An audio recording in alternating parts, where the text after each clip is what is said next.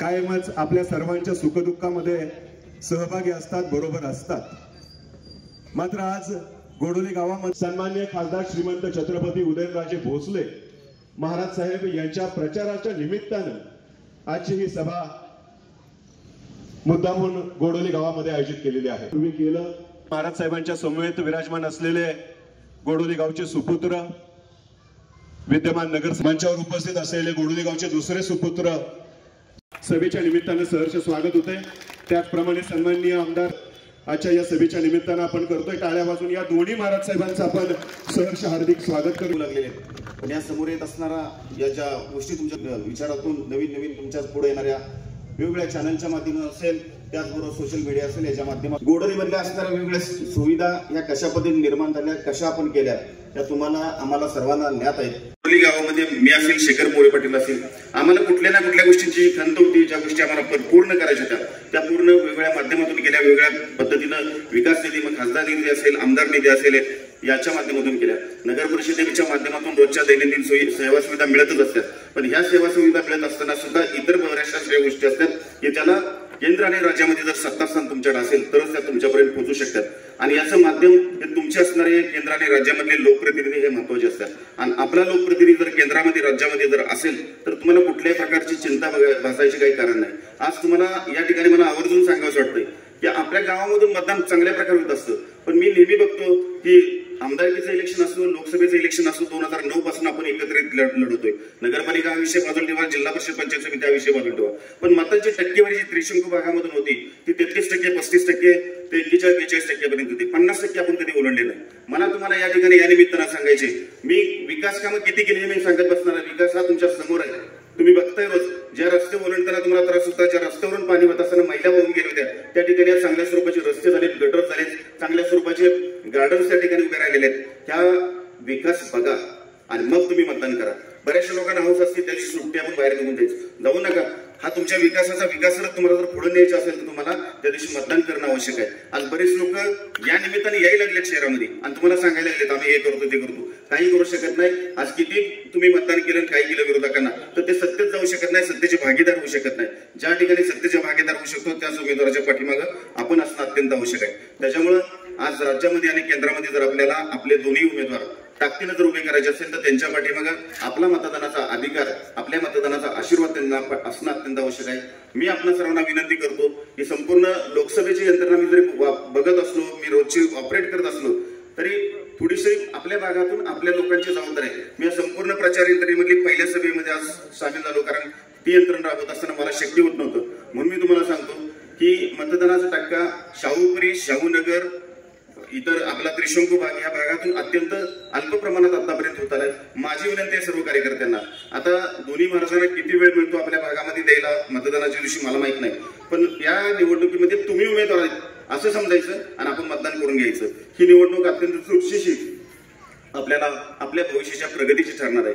त्याच्यामुळे पुन्हा एकदा मी सर्वांना आपल्याला विनंती करतो की आपण या सर्व गोष्टींचा विचार करून आणि कुठल्याही प्रकारचं मन भेद मनात न ठेवता आपण चांगल्या स्वरूपाचं काम करायला अशी अपेक्षा तुमच्याकडे व्यक्त करतो। शेखर मोरे पाटील, मी आज तुम्ही गैरसमज करून घेऊ नका। मागच्या झालेल्या वैरनाथाच्या यात्रेमध्येच आम्ही दोघांनी एकत्रित गुलाल उधळलेला आहे, त्यामुळे तुम्ही टेन्शन घ्यायचे काही कारण नाही। आम्ही एकत्रच आहोत, दोघं एकत्रित आम्ही काम करतोय, पण टेन्शन कुठलंही घेऊ नका आणि कामाला लागा, कुठलाही गट तट मनामध्ये घेऊ नका। आणि या पद्धतीने जर काम केलं तर आपलं गाव अजून प्रगती पथावरती जाऊ, कारण गाव आणि शहर यामधलं फरक लक्षात येत नाही। आज आपल्याला तो फरक निर्माण करायचे या माध्यमातून। म्हणून पुन्हा एकदा विनंती करतो की बॅलेट पत्रिका जे आहेत, या गेल्या 4 झालेल्या आपल्या निवडणुकीच्या ह्याच्यामध्ये बॅलेट जे पत्रिका आहेत त्या 2 आहेत त्या ठिकाणी, एकावरती 16 उमेदवारांची चित्र आहेत आणि एकावरती फक्त नोटाचं चिन्ह आहे। अशा 2 मजली त्या ठिकाणी असणार आहे।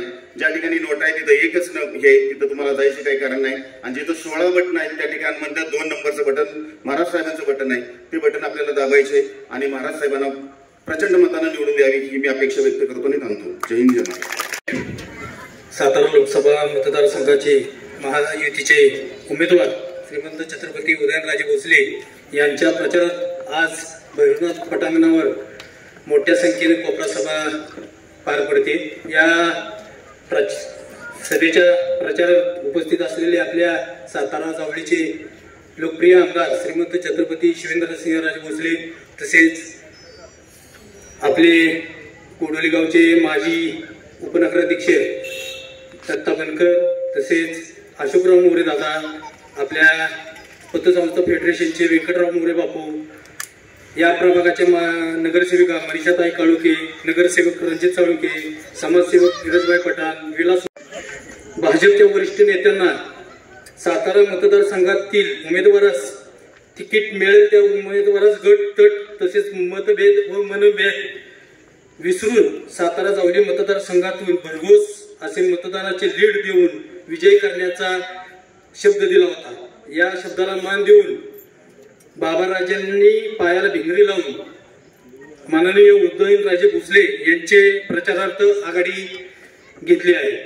मला यावेळेस आवर्जून सांगायला आनंद होतो की गोडोली व वाडीव हद्दवाडी मध्ये दोन्ही महाराजांच्या माध्यमातून या गोडोली विभागाचा चेहरा मोहरा बदलणार आहे.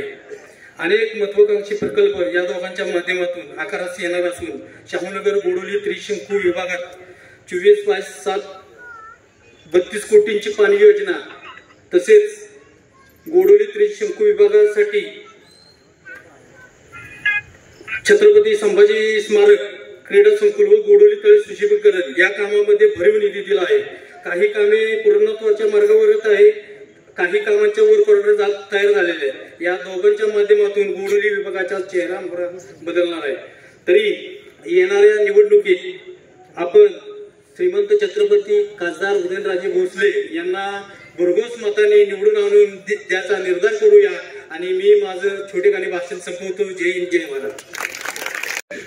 मी आपल्याला एवढं सांगतो की बंधूंनो, ही लोकसभेची निवडणूक आहे. आपल्याला ही लोकसभे किंवा एक मोठा दृष्टिकोन, एक वेगळ्या नजरेतनं आपल्याला या निवडणुकीकडे बघणं गरजेचं आहे.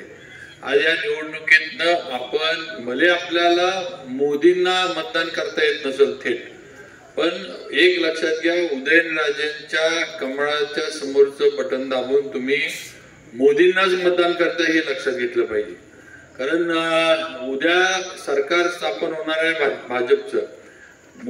नरेंद्रजी मोदी हे पंतप्रधान होणार आहेत, ही वस्तुस्थिती आहे, देशातली वस्तुस्थिती आहे. जगात सगळ्यांना, जगभरामध्ये सगळ्यांना माहिती आहे की मोदी हे जूनमध्ये पंतप्रधान पदाची शपथ घेणार आहेत.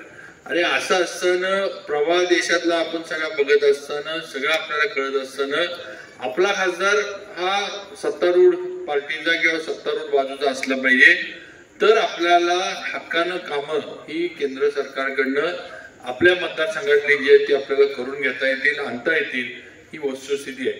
प्रवाहाच्या विरोधात जाऊन प्रवाह सोडून दुसरा काहीतरी निर्णय घेऊन काही फायदा होणार नाही. प्रवाहाच्या विरोधात जाऊन काही होत नाही, दमछाक होती आणि शेवटी माणूस प्रवाहाच्या विरोधात गेल्यावर गटाण्या खाऊन बुडून जातो, ही वस्तुस्थिती आहे. त्यामुळं कुठेही वेगळं काही जे काही टीका टिप्पणी, जे काही समोरचे आता प्रचार म्हटल्यावर सगळे येणार, लोकशाही आहे, आपण कुणाला अडवू शकत नाही, कुणाला नाही म्हणू शकत नाही. अशा याच्यामध्ये जे सगळी आपल्यापर्यंत लोक येतात त्यांचा आपण कितपत विचार करायचा ह्याचा कुठेतरी मतदार म्हणून आपण विचार केला पाहिजे. मी मगाशी रविवार पेठेमध्ये बोललो, इथं सुद्धा आपल्याला एक विनंती करतो की आज जे महाविकास आघाडीचे उमेदवार आहेत शिंदे साहेब, हे आपल्या सातारा जिल्ह्याचे पालकमंत्री होते, वकील आपले व्यंकटराव, तुम्ही पण विचार करा, तुम्ही हे सगळे हे शिंदे साहेब हे पालकमंत्री होते. जिल्ह्याचं ठिकाण सातारा आहे. शिंदे साहेब मला वाटतं 1.5-2 वर्ष पालकमंत्री होते, 2 वर्ष होते, त्यावेळेला राष्ट्रवादीची सत्ता होती, मी पण राष्ट्रवादीचा आमदार होतो. मला एक तुम्हाला सगळ्यांना प्रश्न विचार की इथं बसल्या कुणीही विचार करून सांगा की पालकमंत्री असताना शिंदे साहेबांनी पालकमंत्री म्हणून सातारसाठी दिलेलं एक काम तुम्ही सांगा. तुम्हाला कुणाला आठवलं, आज आठवलं, उद्या आठवलं तरी उद्या मला आठवून फोन करून सांगा. हे पालकमंत्री असताना जिल्ह्याचं ठिकाण, हेडक्वार्टर ज्याला आपण म्हणतो जिल्ह्याचं, एक पण काम आज पालकमंत्री म्हणून त्या काळामध्ये आपल्यासाठी दिलेलं पालकमंत्र्यांनी हे आपल्या आठवणीत येऊ शकत नाही, ही वस्तुस्थिती आहे. मग त्यांना मत मागायचा अधिकार किती आहे हे आपण कुठेतरी विचार केला पाहिजे. आज सातारा शहर आणि प्रामुख्यानं हद्दवाडीचा जो सगळा भाग आलाय, शाहूनगर असेल, विलासपूर असेल, ही हद्दवाढ आपण करून घेतली. आज कोट्यावधीचा निधी राज्य शासनाच्या माध्यमातून या हद्दवाढीच्या सगळ्या याच्यामध्ये आलाय. आज रस्ते झाले, आज पिण्याच्या पाण्याच्या योजनेचं नवीन काम सुरू झालेलं आहे. आज 32 कोटीची जी आता पाटलांनी सांगितलं 32 कोटीची योजना या संपूर्ण परिसरासाठी नवीन योजना आता शासनाच्या माध्यमातून मंजूर होऊन तिचं काम पण आता सुरू झालंय म्हणजे ते पूर्णत्वाला पण जाईल. त्यामुळे या गोष्टीचा विचार करा की शेवटी हा सगळा निधी जो आला हा कुठनं आला. ज्या ज्या सुशोभीकरणाच्या गोष्टी इथं पाटलांनी इथं सांगितल्या, मग संभाजी महाराजांच्या पुतळ्याचं असेल, आपलं गोडोली तळ्याचं सुशोभीकरण, किंवा आता नवीनच जे आपलं क्रीडा संकुल इथं उभा करण्याबद्दल जी मंजुरी आपण घेतली त्याचा विषय असेल, किंवा अन्य बाग बगीचे जे प्रत्येक छोट्या छोट्या कॉलन्यांमध्ये आज उभे राहू लागले, आज समाज मंदिर सभा मंडप जे उभे राहू लागले, ही कुठनं आली, रस्ते कुठनं झाले, हे सगळे तिथं पूर्वी रस्ता नव्हता त्या ठिकाणी रस्ते कुठनं गेले, ह्या सगळ्या गोष्टीचा विचार करा. हे सगळं भाजपमुळं आणि मुख्यमंत्री एकनाथ शिंदे देवेंद्र फडणवीस यांच्यामुळं हे सगळं झालं. त्यांनी भरभरून आपला निधी दिला, सातारला भरभरून त्यांनी शासनाकडनं तिजोरीतनं निधी दिला, म्हणून आज हे सगळं आपल्या इथं घडतंय. आणि मग आता आपल्याला ज्यांनी आपल्याला दिलं त्यांना परत देण्याची वेळ ही मताच्या माध्यमातून आलेले हे लक्षात घ्या. आज टक्केवारीबद्दल आपलं जे मताची टक्केवारी कमी पडती त्याबद्दल बनकर साहेब बोलले, पण मला त्याच्यावर पण आपल्या सगळ्यांना विनंती करायची की जी बूथची रचना आहे ती बनकर साहेब, तुम्ही, शेखर पाटील, फिरोज वगैरे या सगळ्यांनी बसून, व्यंकटराव असतील, सगळी मुलं आता येत आहेत, सगळ्यांनी बसून, आपला विजय वगैरे सगळ्यांनी बसून ती बूथची जी काही रचना आहे ती तुम्ही जर नीटनेटकी केली, ज्याप्रमाणे भारतीय जनता पार्टीनं 30 जण एक नियमा वगैरे सगळं सांगितले, हे तुम्ही जर केलं तर 100% आपली मताची संख्या जी आहे, मतदानाची संख्या वाढणार आहे. ही वस्तुस्थिती आहे. आपण ते ऐकतो आणि आपल्याला वाटतं यात काय एवढं हे नाही, करायची काही गरज नाही, आपण नेहमीसारखं बूथ मतदान असेल त्याच्या आदल्या दिवशी चिठ्ठ्या वाटू आणि दुसऱ्या दिवशी बूथवर बसू आणि मग लोक मताला आले की आतनं मतदार यादी आणायची आणि हुडकून आणा, हे त्याच्यामध्ये होत नाही.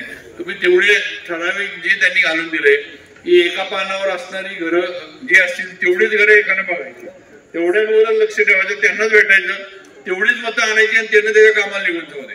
त्यानं दुसऱ्या पानावरची मतं पण आणायची नाही. आणि एका पानावर जर बघितलं तर माझ्या माहितीनं 30 मतं फक्त एका पानावर असतात. आणि 30 मतं म्हणजे किती, 4 ते 5 घरांमधनं असू शकतील, 6 घर जास्त म्हणजे 30 मतं म्हणजे 6 घरां, अगदी घरातली 4 मतं जरी म्हटले तरी 5-6 घरांमध्ये 30 मतं झाली. म्हणजे एका माणसानं फक्त 5 ते 6 घरं, एका कार्यकर्ता ज्याला आपण म्हणू त्यांना बघायचे, 7वं घर सुद्धा त्यांना बघायची गरज नाही. आणि तेवढंच मतदान होतंय का नाही, झालंय का नाही, हे मतदान आपल्या बाजूचं आहे का विरोधातलं आहे, हे मतदान न्यूट्रल आहे का, की ज्याला आपल्या बाजूनं वळवता येईल, एवढा अभ्यास फक्त आपल्याला त्या पन्ना प्रमुख जे म्हटलं जातं किंवा बूथ प्रमुखानं जे त्यानं तेवढा करायचं, एवढाच विषय. आणि हे तुम्ही केलं तर 100% मी तुम्हाला देतो की सातारा शहरातलं सगळं जी मताची टक्केवारी आहे ती फार मोठ्या प्रमाणावर वाढेल. आणि जी लीडची आपण भाषा सगळेजण आपण करतोय ते लीड, हे जर आपण बूथची रचना प्रभावीपणे राबवू शकलो तर ते लीड सुद्धा आपण सातारा शहरातनं मिळवू शकतो.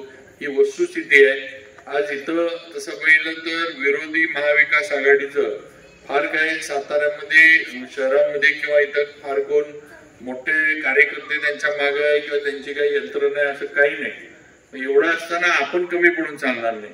आपण निवांत राहिलो आणि आपण जर कमी पडलो तर मग समोरच्याला विरोधकाला बोलण्यात किंवा टीका करण्यात काय अर्थ नाही. त्यामुळं या गोष्टीकडे माझं म्हणणं आहे सगळ्यांनी जास्त लक्ष द्या आणि त्या बूथची जी रचना आहे ती तांत्रिकदृष्ट्या ज्या पद्धतीनं सिद्ध झाले सगळं त्या पद्धतीनं बसवा आणि मताची टक्केवारी वाढवा. म्हणजे आपल्या उमेदवारांचं म्हणजे उदयनराजेंचं लीड वाढेल हे आपण सगळ्यांनी लक्षात घ्या. एवढंच सांगतो आणि सगळ्यांना विनंती करतो की 7 तारखेला आपलं सर्वांचं होणारं मतदान हे कमळाच्या समोरचं बटन दाबून देशासाठी, देशाच्या संरक्षणासाठी, देशाच्या भवितव्यासाठी, भारतासाठी आणि भारतीयांच्या सन्मानासाठी, पंतप्रधान मोदीजींसाठी आपण सर्वांनी उदयनराजेंना द्यावं एवढी विनंती करतो आणि थांबतो. जय हिंद, जय महाराष्ट्र. या ठिकाणी उपस्थित असलेले आमचे बंधुराजांनी सातारा जवळचे मतदारसंघाचे कार्यक्षम असे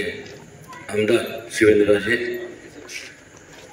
वेळ अभावी सगळ्यांच्या नावाचा उल्लेख करणार नाही, सन्मान्य व्यासपीठ आणि माझ्यासमोर उपस्थित आपण सर्व लोकशाहीतले राजे, माझ्या अगोदर ज्या वक्त्यांनी आणि खास करून शिवेंद्रराजेंनी विस्तृतपणे पण मोजक्या पण विस्तृतपणे त्यांनी त्यांचं मनोगत व्यक्त केलं, या ठिकाणी आवर्जून मला तुम्हाला सांगावंसं वाटतं, विकासाची कामं ही यादी जर वाचायला लागलो तर तोपर्यंत वेळ निघून जाईल, म्हणजे 10 वाजतील. एवढे कामं शिवेंद्रजी आणि माझ्या माध्यमातून, आणि ते देखील विनम्रपणे आम्हाला दोघांच्या वतीने सांगतो की तुम्ही आम्हाला दोघांना संधी दिली म्हणून आम्ही हे करू शकलो, हे आवर्जून विनम्रपणे या ठिकाणी मला सांगावंसं वाटतं. आणि तुम्ही जो विश्वास आमच्या दोघांवर ठेवला त्या विश्वासाला तडा जाता कामा नये यासाठी आम्ही नेहमी त्या पद्धतीने वागलो. आज आपल्याला माहिती आहे की जेव्हा आपण विकास कामाच्या बाबतीत बोलतो तेव्हा विकास कामं होतात कधी, जेव्हा स्टेबिलिटी असते, जेव्हा स्थिरता असते. जेव्हा स्थिरता असते त्यावेळेस संपूर्ण एक नियोजनबद्ध कार्यक्रम जेव्हा आपण आखतो तो आपल्याला अंमलात आपण आणू शकतो. आज भारतीय जनता पक्ष आणि सर्व त्यांचे मित्र पक्षांच्या त्यांच्या जर नियोजनाचं बद्दलचं बोलायचं झालं तर केंद्र शासनाच्या माध्यमातून आणि राज्य शासनाच्या माध्यमातून या संपूर्ण महाराष्ट्रातल्या वेगवेगळ्या जिल्ह्यातल्या वेगवेगळ्या तालुक्यामध्ये, शहरांमध्ये, गावांमध्ये मोठ्या प्रमाणावर विकास कामं मार्गी लागलेली आपल्याला पाहायला मिळतात. ही वस्तुस्थिती आहे. एका बाजूला असं एक चांगलं सकारात्मक चित्र आपल्याला पाहायला मिळतं आणि दुसऱ्या बाजूला आपण जर काँग्रेस आणि महाविकास आघाडीचा जर विचार केला तर त्यांचा अजून पंतप्रधानांचा उमेदवार ह्याच्यावरच वादावादी चालू आहे. कुठल्याही प्रकारचं स्थिरता नाही, किंवा एवढा अस्थिरपणा जाणवतो. कोणाबद्दल बरोबर संभाषण नसल्यामुळं कुठल्याही प्रकारचं नियोजनबद्ध कार्यक्रम ते आखू शकले नाही. आणि जेव्हा कुठल्याही प्रकारचा कार्यक्रम नसतो त्यावेळेस प्रगतीच्या ऐवजी एक तर संपूर्ण सगळं ठप्प होतं विकास कामं, नाहीतर मग अधोगतीच्या दिशेने वाटचाल झालेली आपल्याला पाहायला मिळतं. आणि खरं तर हे सगळं करत असताना बऱ्याचशा वेळेस जेव्हा मला तर वाटतं की त्यांनी त्यांचं महाविकास आघाडी आणि एकंदरीत संपूर्ण त्याचा विस्कळीतपणा, दगमळीतपणा आणि तिथं असताना जो कुठल्या प्रकारचा ताळमेळ नाही हे पाहता मी असं म्हणेन ती महाविकास आघाडी नाही तर महाभकास आघाडी असं म्हणलं तर काय चुकीचं ठरणार नाही. शिष्टेचा भाग जाऊन पण ही वस्तुस्थिती आहे.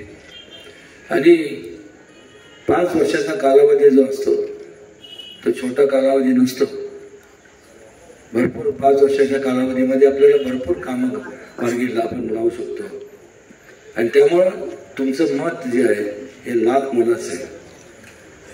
कारण मागच्या वेळेस असंच जेव्हा संपूर्ण भारतीय जनता पार्टी आणि मित्र पक्षांचं सरकार होतं 99 साली, तुम्ही सर्वांनी त्यावेळेस, तुम्ही म्हणजे इन जनरल महाराष्ट्रातल्या जे लोकशाहीतले सगळे जे तुम्ही राजे आहात, तुम्ही केवळ विरोधात दिला आणि 1-2 नाही तर नव्हे तर 15 वर्ष भारतीय जनता पक्षाला सत्तेपासून बाजूला ठेवलं.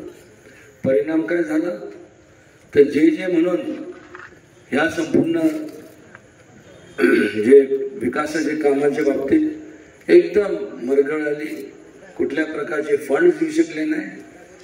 या ठिकाणी तुम्ही बघा त्या काळात काहीच घडलं नाही.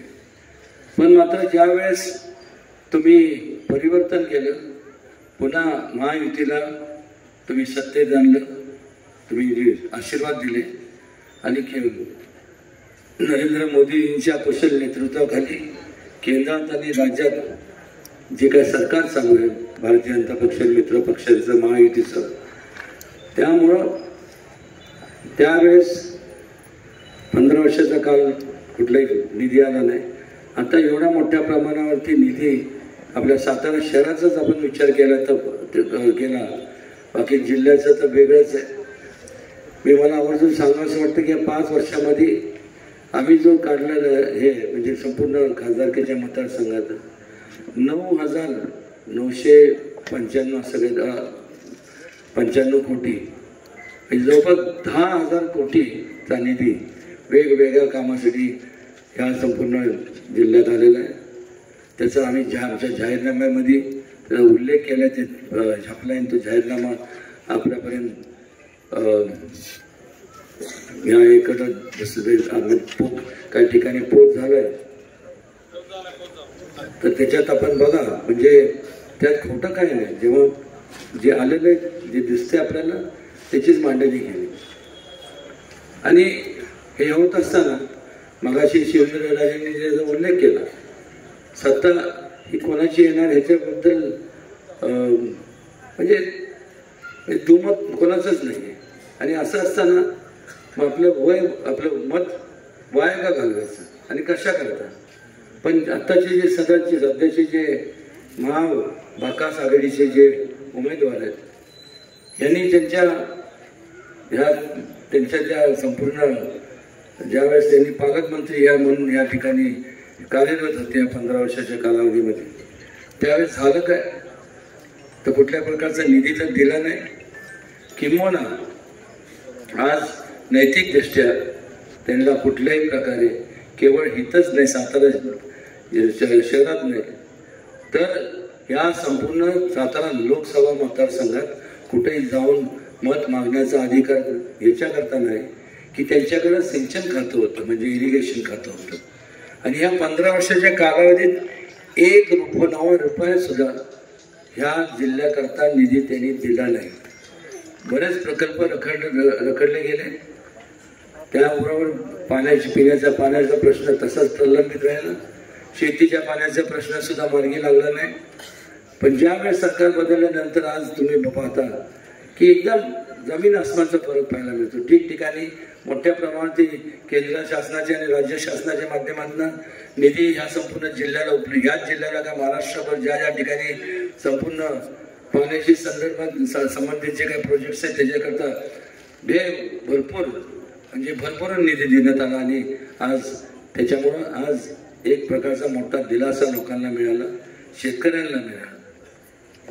आणि ज्या लोकांना मला एक समजत नाही की वारंवार जे सांगितलं जातं की आम्ही रडीचा डाव खेळतो, रडीचा डाव आम्ही खेळतच नाही, ती आमची परंपरा नाही आहे. पण ह्यांनी काय खेळत तर लोकांना रडवण्याचा डाव खेळ.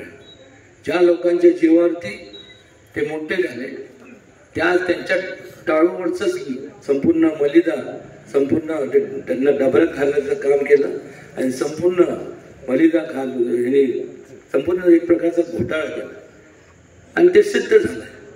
आज मला सांगा नैतिकदृष्ट्या जबाबदार म्हणजे कुठलं म्हणजे लोकांसमोर जात असताना एका बाजूला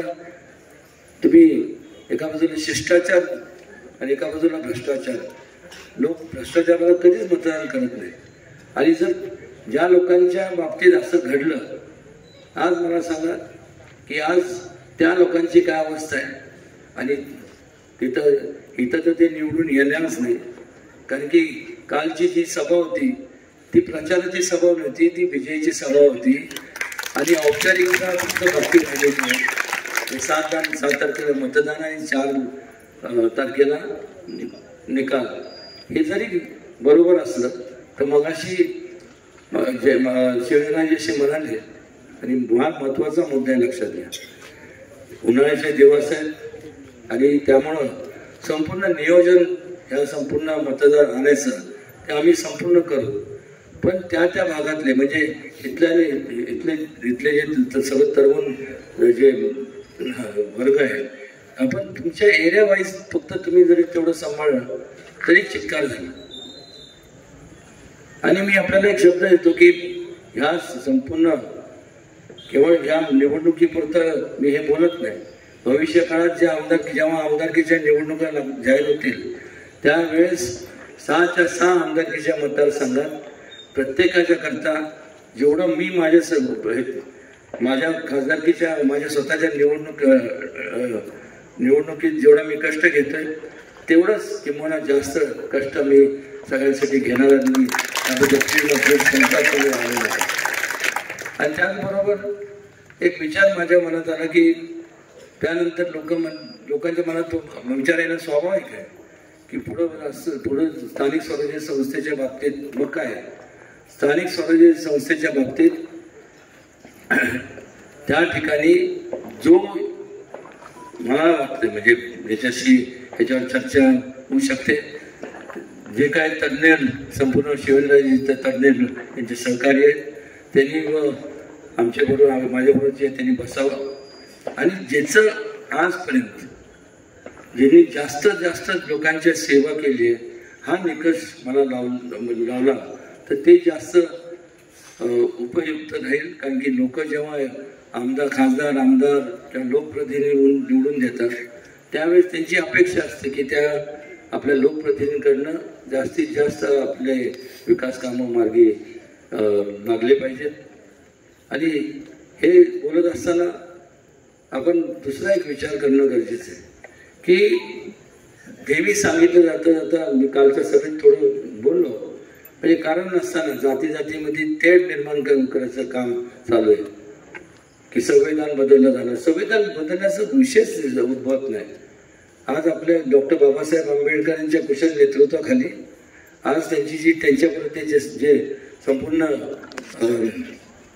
सहकारी होते हे संपूर्ण संविधान तयार बनवण्यात एवढे बारकावे त्यांनी मायक्रो प्लॅनिंगनी आणि संपूर्ण बारकावे विचारात घेऊन आपलं संविधान तयार केले गेले. किंवा ह्या संपूर्ण जगभरात जर विचार केला तर आपलं संविधान जे आहे त्याच्या जवळपास दुसऱ्या कुठल्याही देशाचं जर आपण कम्पेअर केलं किंवा त्याची तुलना केली तर तेवढं बारकावे तिथं पाहण्यात आलेलं नाही. आणि हे बोलत असताना त्याच्या मागचं एकच कारण की संविधान बदलणार आणि आरक्षण जे आहे ते त्याच्यावर तुमच्या आरक्षणावर गदा येणार. आणि मग कारण असताना जेव्हा आता त्यांच्याकडे काय उरलेलं नाही विकास कामांच्या बाबतीत कुठं काय बोलू शकत नाही कारण कुठले कामं त्यांनी मार्गी लावलेच नाही. आता बोलायचं काय तर पुन्हा एकदा लोकांमध्ये जातीमध्ये फूट पाडण्याचं जे काम कटकारस्थान जे करतात आहे अक्षरशः अत्यंत घृणास्पद किळस वाटण्यासारखं असं त्यांचे आज हे मार्ग ते अवलंबतात आहे. पण आणि मग लोकांपर्यंत जाऊन सांगतात आहे की चांगलं सांगितलं जर ते झालं 400 पार कशा करता लागतात ह्याच्या करतात त्याच्या करतात. इतिहासात जरा डोकं पाहणार नाही. या अगोदर काय झालं इंदिरा गांधींनी ज्या वेळेस त्यांनी कुठल्या प्रकारचे विकास कामं मार्गी लावले नाही फक्त घोषणा दिल्या. काय घोषणा दिल्या तर गरिबी हटाव देश बचाव जय जवान जय किसान चांगले पण त्यांच्या संदर्भात ठोस पावलं का उचलले गेले नाहीत. ठोस पावलं किसान गरिबांच्या बाबतीत उपेक्षित वर्गाच्या बाबतीत महिलांच्या बाबतीत तरुणांच्या बाबतीत त्यानंतर जवानांच्या बाबतीत ज्याच्यामुळं आज आपण मोकळा श्वास आणि आज सुखरूप आपण आपल्या घरदारात म्हणजे आपण राहू शकतो. त्याचबरोबर शेतकरी वर्गाच्या बाबतीत जे ध्येय धोरणं राबवले गेले ज्या योजना मार्गी लावल्या ह्या कधी लावल्या गेल्या. या 10 वर्षाच्या कालावधीमध्ये जेव्हा नरेंद्र मोदीजी यांनी या संपूर्ण आमच्या सगळ्यांच्या आशीर्वादाने या भारतीय जनता पक्षाने मित्र पक्षाचं ज्यावेळेस केंद्रात सरकार आलं आणि राज्यात आलं त्यावेळेस हे संपूर्ण योजना मार्गी आपण लावू शकलो. कारण की एक प्रकारची स्टेबिलिटी असणं गरजेचं आणि म्हणून आपण तुमचं जे मत आहे हे आमच्या दृष्टिकोनातून तर महत्त्वाचं आहेच पण त्याच्यापेक्षा तुमचं जे वैचारिक मत आहे तुमचे जे विचार आहे ते देखील आमच्या आमच्या दृष्टिकोनातून तेवढेच महत्त्वाचे आहे. कारण हे जेव्हा आपण प्रगतीच्या विकासाच्या जेव्हा आपण विचार करतो आपल्याला काय डेव्हलपमेंट केली पाहिजे तेव्हा प्रत्येकात या ठिकाणी तुम्हाला पण तुमच्या मनात काय जे विचार असतील ते सांगितले पाहिजे. त्या भागात कारण की तुम्ही ज्या भागात तुम्ही राहता तिथल्या अडचणी किंवा तिथं काय केलं पाहिजे हे स्वाभाविक आहे. तिथं घर असल्यामुळे तुम्ही विचार करायचा ना, हा परिसर असा इथं हे असं केलं तर हे छान दिसेल किंवा त्याचा उपयोग लोकांच्या करता येईल. असे जे तुमचे डेव्हलपमेंटच्या बाबतीतले विचार आहेत ते आवर्जून मला आणि शिवेंद्रजींना आपण सांगा. निश्चित त्याच्यावरती इम्प्लिमेंटेशन किंवा त्याच्यावरती संपूर्ण ते विचारात घेऊन त्याच्यावरती अंमलबजावणी निश्चितपणे आम्ही करू. फार वेळ झाला आणि बरंच बोलण्यासारखं आहे, पण एवढंच सांगतो की ह्या जातीच्या राजकारणामुळं की रिझर्वेशन हे असं कधी होणार नाही. आणि संविधानाचे तर बदलणं सोडून द्या, यांनी तर संविधान संपूर्ण नरडच कापून टाकलं संविधानचं. त्या काळात ज्यावेळेस यांनी कामं केलेल्या लोकांचा उठाव व्हायला लागला, आता कसं यांना थांबवायचं, तर इंदिरा गांधींनी एमर्जन्सी डिक्लेअर करून टाकली. ज्या महात्मा गांधींनी सांगितलं होतं की पंचायत राजची संकल्पना मांडली, ती म्हणजे काय की जोपर्यंत सत्तेचं विकेंद्रीकरण होत नाही आणि सर्वसामान्य माणसांच्या हातात सत्ता स्थानं जात नाही, तोपर्यंत खऱ्या अर्थाने लोकशाही ह्या देशामध्ये नांदणार नाही. ह्याने काय केलं की उलट सत्तेचं केंद्रीकरण केलं. गावा लवकर पुढे गोडोलीकर